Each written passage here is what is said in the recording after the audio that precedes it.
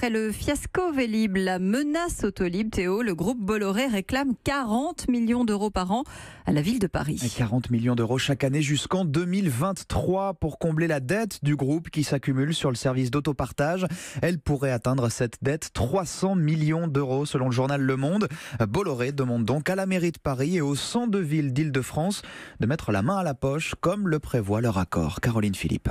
Le contrat Autolib est très clair. Jusqu'à 60 millions d'euros de dette, c'est à Vincent Bolloré d'assumer. Au-delà, ce sont les villes d'Île-de-France qui épongent. Vendredi dernier, l'industriel a écrit à Anne Hidalgo pour l'alerter. Selon ses derniers calculs, le déficit risque d'atteindre près de 300 millions d'euros à la fin du contrat. Vincent Bolloré voudrait donc que les communes payent dès maintenant 40 millions d'euros par an jusqu'en 2023. Un coup de bluff, dénonce Emmanuel Grégoire, adjoint à la mairie de Paris. On n'en sait rien. On est en 2018. Qui peut dire quel sera le déficit in fine? Si le service refonctionne normalement en termes de qualité de service, on peut très bien imaginer que ça revienne à l'équilibre, ou en étant moins naïf, qu'au moins le déficit soit moindre. Et les communes d'Île-de-France vont aussi devoir payer.